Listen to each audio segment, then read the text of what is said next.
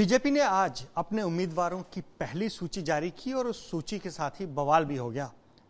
BJP कार्यकर्ता जम्मू के दफ्तर आए, नारेबाजी की और इस बीच हमारे साथ रविंद्र रैना है जो उस टाइम फोकस में थे। सर, आपके दफ्तर के बाहर इतनी हंगामा हुआ।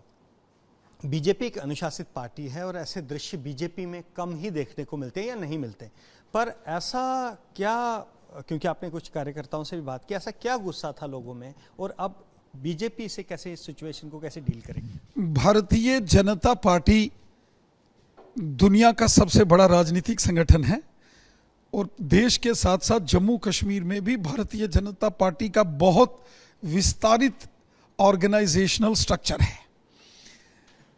लाखों कार्यकर्ता भारतीय जनता पार्टी के लगातार देश और समाज के प्रति समर्पण भाव से काम करते हैं और राजनीतिक कार्यकर्ता होने के नाते से सबकी इच्छा रहती है चुनाव लड़ने की, लेकिन एक विधानसभा में तो एक ही उम्मीदवार हो सकता है। इसलिए जब प्रथम चरण के चुनावी क्षेत्रों की सूची जारी हुई तो कुछ जो ऐसे हमारे साथी सहयोगी जो चुनाव लड़ने की इच्छा रख रहे थे और उनका नाम नहीं आया तो वो मेरे से मिलने के लिए आए। उनके साथ कुछ उनके समर्थक, कुछ पार्टी के कार्यकर्ता, मैंने सबके साथ मुलाकात की है और सबकी बात सुनी है और सबको विश्वास दिलाया है कि हम सब इकट्ठे होकर एक परिवार की तरह, एक फैमिली की तरह रहते हैं और किसी भी प्रकार का अविश्वास हमें अपने साथी कार्यकर्ताओं पर नहीं होना चाहिए। हम तो एक परिवार हैं, एक फैमिली है और बीजेपी का मिशन है हर कार्यकर्ता का, nation first, party second, self last.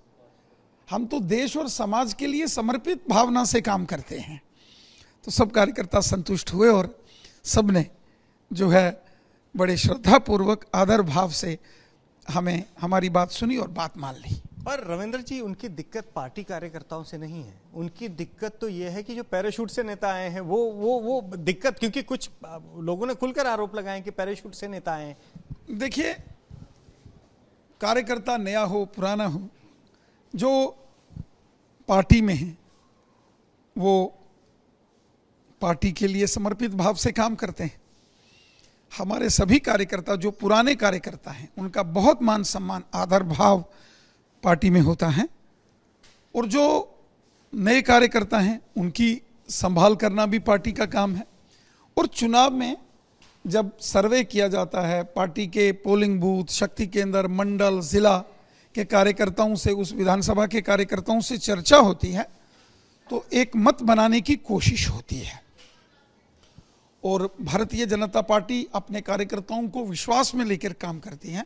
फिर अगर कहीं कोई दिक्कत परेशानी आती है तो मिल बैठ के बात करके उनकी समस्या का समाधान करते हैं।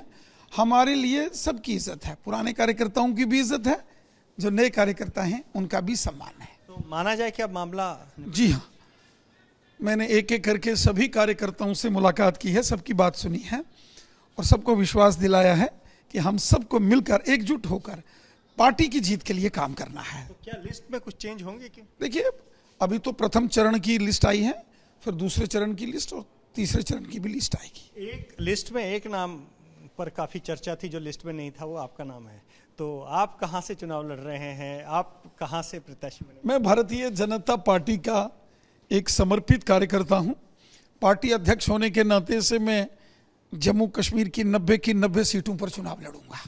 जम्मू कश्मीर की 90 की 90 सीटों पर चुनाव लड़ूंगा और सारी पार्टी एकमत है इन उम्मीदवारों को लेकर, ये कहना है रविंद्र रैना का। कैमरा पर्सन पवन चौधरी के साथ अजय बाशलो, एबीपी न्यूज, जम्मू।